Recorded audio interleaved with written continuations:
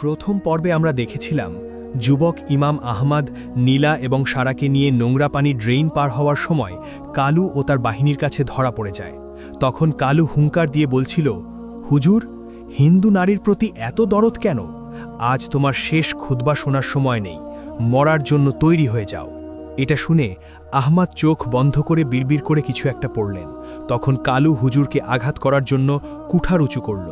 এমন সময় ড্রেনের পানির ভেতর থেকে এক বিশাল কুমির লাফ দিয়ে বের হয়ে এলো। আসলে কুমিরটি এই ড্রেনের নোংরা পানিতেই বাস করত।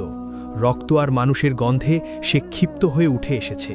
কুমিরটি এসেই কালুর পা কামড়ে ধরল। ফলে বেচারা কালু যন্ত্রণায় চিৎকার করে উঠল, আর সৈন্যরা ভয় পেয়ে দৌড়াতে শুরু করল। ঠিক এই সুযোগে সারা আর নীলা ড্রেনের গভীরে ঢুকে পড়ল। আহমদও লাফ দিয়ে তাদের পেছনে পেছনে ঢুকে পড়ল। কুমির আর কালুর লড়াইয়ের সুযোগে তারা ড্রেনের অন্ধকারে পেটে হারিয়ে গেল। কিন্তু ড্রেনের ভিতরের পথটাও তাদের জন্য সোজা ছিল না, কারণ ভিতরে প্রচুর জোয়ারের পানি ঢুকতে শুরু করেছে। যদি তারা দ্রুত বের হতে না পারে, তাহলে সবার শেষ সমাধি সেখানেই নিশ্চিত হবে। এভাবে কষ্ট করে কিছু দূর যাওয়ার পর তারা দেখল সুড়ঙ্গ পথটা দুই ভাগে ভাগ হয়ে গেছে। এটা দেখে সারা বলল, ম্যাপে তো এটা ছিল না, এখন আমরা কোন দিকে যাব? তখন আহমদ ডান দিকে সুড়ঙ্গের দিকে ইশারায় বললেন, বাতাস এদিক থেকেই আসছে, সুতরাং এটাই মুক্তির পথ হতে পারে। অতঃপর তারা ডান দিকে এগোতে শুরু করল। কিন্তু খানিকটা যাওয়ার পর দেখল পথটা লোহার গড়াদে আটকানো, আর ওপাশ থেকে পানি হু হু করে ঢুকছে। ফলে তারা ফাঁদে পড়ে যায়। ধীরে ধীরে পানি বাড়তে বাড়তে কোমর পর্যন্ত হয়ে যায়। এই দৃশ্য দেখে নীলা এবং সারা ভয়ে কান্না শুরু করল। কিন্তু আহমদ ভয়কে জয় করে লোহার গড়াদগুলো হয়ে ঝাঁকানি দিলেন। কিন্তু না, ভাঙবে তো বহুদূর, নড়ছেই না। ঠিক তখন পানির নিচ থেকে কিছু একটা আহমদের পায়ে পেঁচিয়ে ধরল। আহমদ পায়ের দিকে তাকিয়ে দেখলেন এটা এক অজগর সাপ। আহমদ সাপটিকে ছাড়ানোর জন্য বারবার আঘাত করলেন, কিন্তু সাপের যেন কিছুই হচ্ছে না। এমন সময় সারা কোমরের খাপ থেকে তার ছোড়াটা বের করল এবং এক হাতে লোহার গড়াত ধরে সে অন্ধের মতো সাপের ওপর ছোড়া চালালো। ফলে সাপটি নিরুপায় হয়ে যন্ত্রণায় আহমদকে ছেড়ে দিয়ে পালালো। তখন সারা চিৎকার করে বলল, হুজুর, পানি বেড়েই যাচ্ছে, যেভাবেই হোক এই গড়াত ভাঙতেই হবে। তখন আহমদ শরীর ঝাড়া দিয়ে প্রস্তুত হলেন। অতঃপর তিনজন মিলে মরিচা ধরা গড়াতগুলো ধরে শরীরের সর্বশক্তি দিয়ে ধাক্কা দিতে শুরু করলেন। এভাবে 1, 2, 3 ধাক্কা দেওয়া হলো। ফলে পানির চাপে এবং তাদের ধাক্কায় কর্কর শব্দে নিচের পাথর ভেঙে গড়াতটা একদিকে হেলে পড়ল। এমন একটা ফাঁক তৈরি হলো যা দিয়ে একজন মানুষ কোনো মতে যাতায়াত করতে পারে। অতঃপর সারা, নীলা এবং আহমদ একে একে বের হলেন। কিন্তু তারা যেখানে বের হয়েছে সেটা নদীর মোহনা। চারপাশ ঘন হোগলা বন আর কাঁটা ঝোপে ভরা। তাই তারা কাদা মারিয়ে ডাঙায় উঠল। ক্লান্ত শরীর আর ভেজা কাপড় নিয়ে তারা কোনো মতে বালুর ওপর গিয়ে ধপ করে বসে পড়ল। তখন নীলা বলল, মরতে হলে মরে যাব, তবু আমি আর এক পাও নড়তে পারবো না। কিন্তু সারা এদিক ওদিক তাকাচ্ছিল। সে অস্থির হয়ে বলল, নৌকাটা তো এখানেই থাকার কথা। একটা ছোট ডিঙি নৌকা আমি নিজে লতাপাতা দিয়ে ঢেকে রেখেছিলাম, সেটা খুঁজে পেলেই হবে। অতঃপর সারা ঝোপের আড়ালে দৌড়ে গেল। কিন্তু সেখানে গিয়ে দেখল নৌকাটা আছে, কিন্তু তার তলা কে যেন কুঠার দিয়ে ভেঙে চুরমার করে দিয়েছে। এটা দেখে আহমদ বললেন, তার মানে ওরা জানতো আমরা এদিকেই আসব। আমাদের মধ্যে কি কোনো বিশ্বাসঘাতক আছে? এই কথা শুনে সারা দাঁতে দাঁত চেপে বলল, না, কিন্তু জালেম খানের গুপ্তচর সব জায়গায় আছে। হয়তো আমার আসার পথ কেউ দেখে ফেলেছিল। এমন সময় হঠাৎ নদীর বাতাস চিরে একটা তীর এসে পিছনের গাছে বিঁধল। আহমদ তাকিয়ে দেখল দূরে নদীর বাঘ ঘুরে দুটো দ্রুতগামী ছিপ নৌকা এগিয়ে আসছে। এটা দেখে আহমদ বললেন, এখন আমরা কি করব? নদীপথে পালানো তো অসম্ভব, এখন আমাদের জঙ্গলে ঢুকতে হবে। এই কথা শুনে সারা বলল, কিন্তু হুজুর, এই জঙ্গল তো অভিশপ্ত, এটাকে স্থানীয়রা কাল ভৈরবের জঙ্গল বলে। শোনা যায় যারা এখানে ঢোকে তারা আর ফিরে আসে না। তখন আহমদ বললেন, আমাদের সামনে নিশ্চিত মৃত্যু আর পেছনে অনিশ্চিত বিপদ, আমি অনিশ্চয়তাকেই বেছে নিলাম। চলো জঙ্গলে যাই। অতঃপর তারা হোগলা বন পেরিয়ে গভীর জঙ্গলের দিকে ছুটতে শুরু করল। পেছনে উড়ন্ত তীরের বৃষ্টি জঙ্গলের দিকে দৌড়াচ্ছে। জঙ্গলের ভেতরে প্রবেশ করে দেখা গেল জঙ্গলটা আসলেই অদ্ভুত। গাছগুলো বিশাল এবং কালো। সূর্যের আলো সেখানে তেমন একটা পৌঁছায় না। বাতাসের শব্দে মনে হয় কেউ যেন ফিসফিস করে কথা বলছে। মাটির নিচে গাছের শিকড়গুলো সাপের মতো ছড়িয়ে আছে। কিছু দূর যাওয়ার পর তাদের মনে হলো সৈন্যরা পিছু ছেড়েছে। তাই তারা একটা বিশাল বটগাছের নিচে এসে থামল। তিনজনই ক্লান্তিতে ভেঙে পড়েছে। তখন নীলা হাঁপিয়ে হাঁপিয়ে বলল, ওরা আসছে না কেন? ওরা কি আমাদের ছেড়ে দিল? এটা শুনে সারা বলল, ওরা জঙ্গলের সীমানা পার হবে না, কারণ ওরা জানে এই জঙ্গলে মানুষ খেকে দস্যু আর বুনো জন্তুর চেয়েও ভয়ঙ্কর কিছু আছে। তখন আহমাদ নিঃশ্বাস ছেড়ে বললেন, আল্লাহ যেহেতু আমাদের এই পর্যন্ত এনেছেন, তিনিই পথ দেখাবেন। আমাদের এখন আগুন জ্বালাতে হবে এবং কিছু খাবার জোগাড় করতে হবে। শরীর গরম না করলে অসুস্থ হয়ে পড়ব। এটা শুনে সারা বলল, আগুন জ্বালানো যাবে না, ধোঁয়া দেখলে জঙ্গলের ভেতরের বিপদ আমাদের খুঁজে পাবে। এমন সময় হঠাৎ জঙ্গলের গভীর থেকে ঢাকের শব্দ ভেসে এলো। গুড়ুম গুড়ুম গুড়ুম, এক ভুতুড়ে শব্দ। এই শব্দ শুনে আহমাদ বললেন, আশেপাশে কি মানুষের বসতি আছে? তখন সারা ফিসফিস করে বলল, না, এটা তান্ত্রিকদের আস্তানা কিংবা নরখাদকদের ডেরা হতে পারে। আমাদের দ্রুত এখান থেকে সরে যেতে হবে। কিন্তু তারা নড়ার আগেই চারপাশের গাছ থেকে টুপটুপ করে কিছু একটা পড়তে শুরু করল। প্রথমে মনে হলো ফল, কিন্তু ভালো করে তাকিয়ে দেখল এগুলো মানুষের কঙ্কালের হাড়। এই দৃশ্য দেখে আহমাদ, নীলা আর সারা চমকে উঠল। তারা দেখল গাছের ডালগুলোতে বসে আছে ডজনখানেক বানরের মতো দেখতে প্রাণী, কিন্তু তাদের হাতে বর্ষা আর গায়ে ছালের পোশাক। এরা মানুষ, কিন্তু বন্য। অতঃপর বন্য মানুষগুলো তাদেরকে ঘিরে ফেলল। তাদের উচ্চতা কম, কিন্তু শরীর পেশি বহুল। এক পর্যায়ে তাদের একজন সর্দার এগিয়ে এলো, তার গলায় হাড়ের মালা। অতঃপর সে অদ্ভুত একটি ভাষায় কিছু একটা বলল। তখন সারা আহমাদকে বলল, এরা বন্য মানুষ গোত্র, এদের ভাষা আমি বুঝি না। এমন সময় সর্দার আহমাদের দিকে বর্ষা তাক করে কিছু একটা নির্দেশ দিল। তখন আহমাদ বুঝতে পারলেন এরা তাদেরকে বন্দী করেছে এবং নীলাই এদের মূল লক্ষ্য। ফলে আহমাদ শান্তভাবে দুই হাত তুলে আত্মসমর্পণ করলেন, কারণ তিনি জানেন শক্তি দিয়ে এদের সাথে পারা যাবে না, বুদ্ধি খাটাতে হবে। অতঃপর আহমাদ আরবিতে উচ্চস্বরে আজান দিতে শুরু করলেন। জঙ্গলের নিস্তব্ধতা ভেঙে সেই সুমধুর সুর ছড়িয়ে পড়ল, আল্লাহু আকবার, আল্লাহু আকবার। এই সুর শুনে বন্য মানুষগুলো থমকে গেল। তারা এমন সুর আগে কখনো শোনেনি। সর্দার অবাক হয়ে আহমাদের দিকে তাকিয়ে রইল এবং বর্ষাটা নামিয়ে নিল। তখন আহমাদ আজান শেষ করে ইশারায় বোঝালেন তারা আকাশের দেবতার লোক। তিনি আকাশের দিকে আঙ্গুল তুললেন, কিন্তু সর্দার এতে ক্ষান্ত হল না। অতঃপর হাত পা না বেঁধে তাদেরকে এক প্রকার জোর করেই নিয়ে যাওয়া হলো জঙ্গলের গভীরে।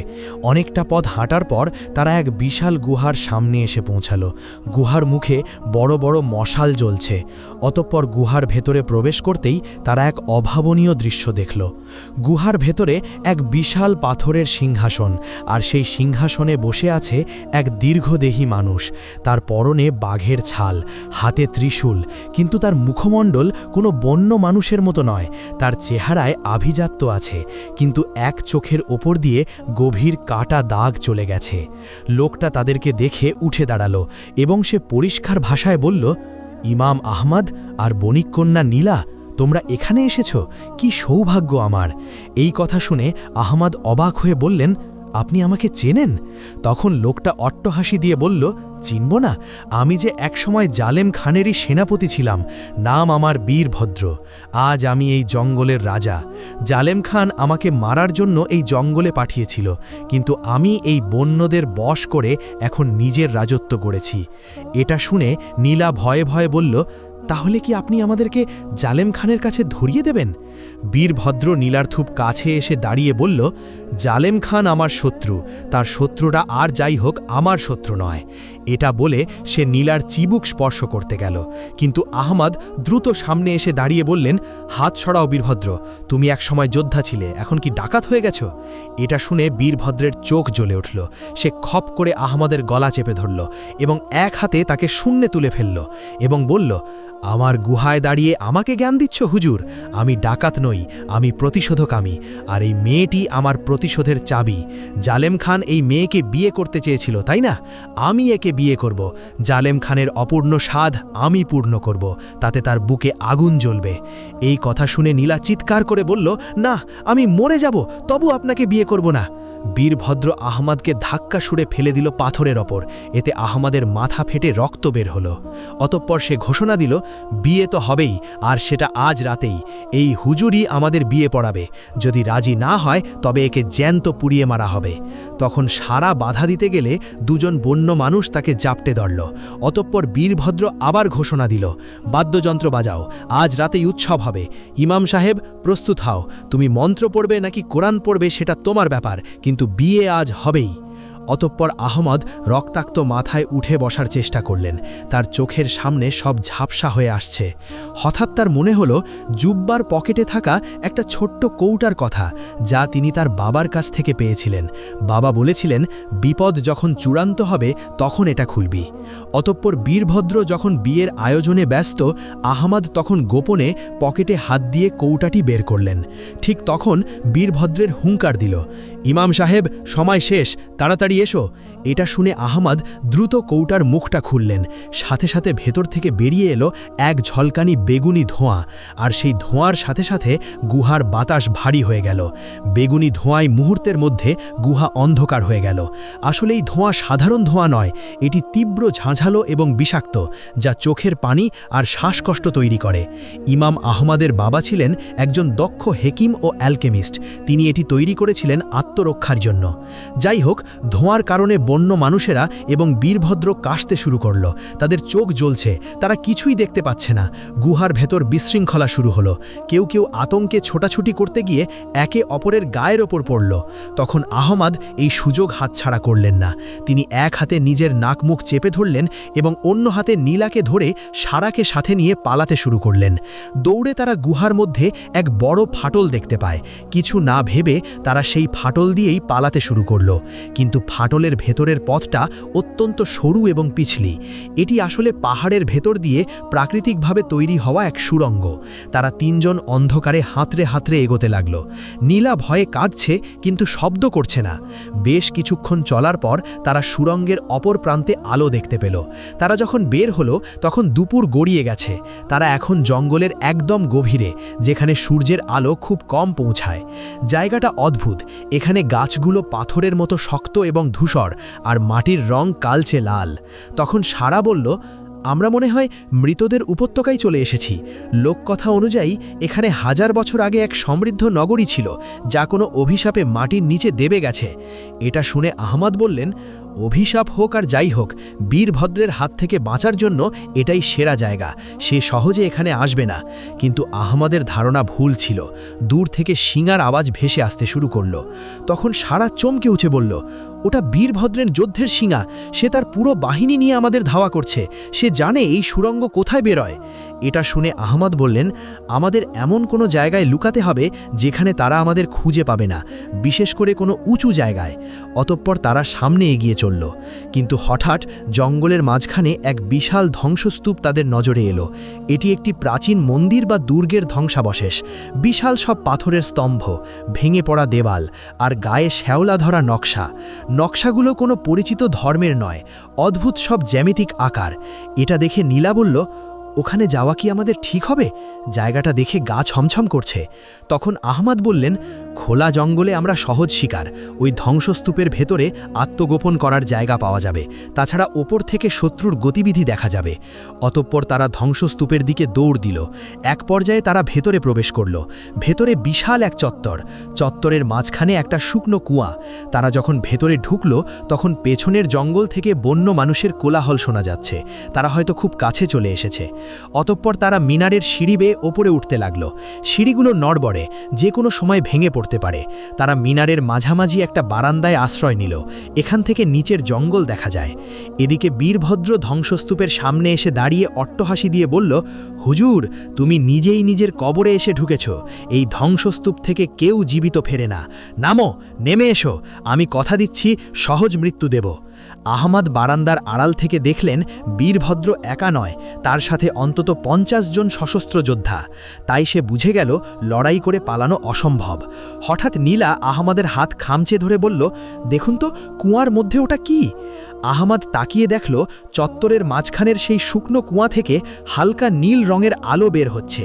দিনের আলোতেও সেই আভা স্পষ্ট।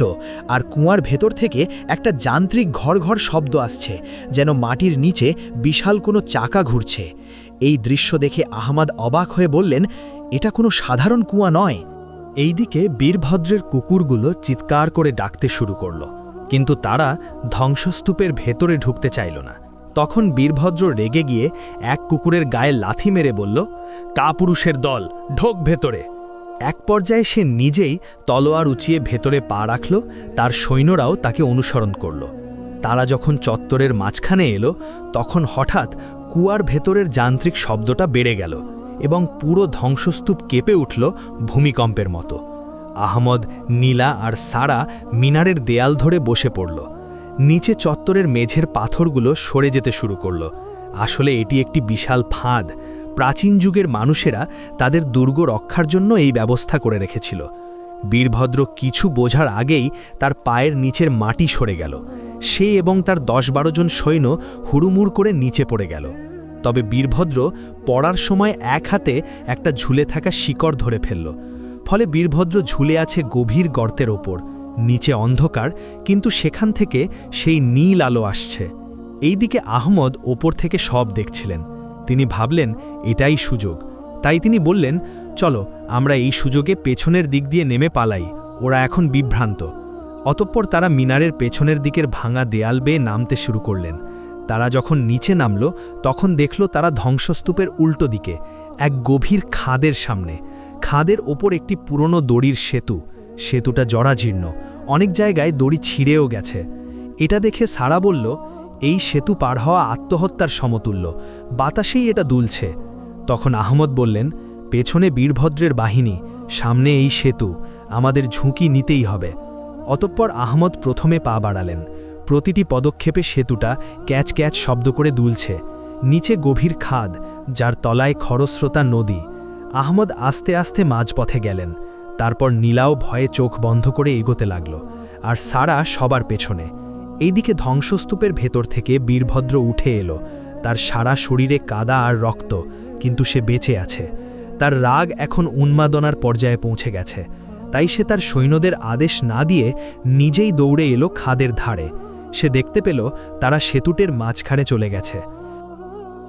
প্রিয় বন্ধুগান, আজকের মতো এই পর্যন্তই। ভিডিওটি ভালো লাগলে একটা লাইক দিন, আর তৃতীয় পর্ব দেখতে চাইলে কমেন্ট বক্সে জানিয়ে দিন। ভালো থাকবেন। আল্লাহ হাফেজ।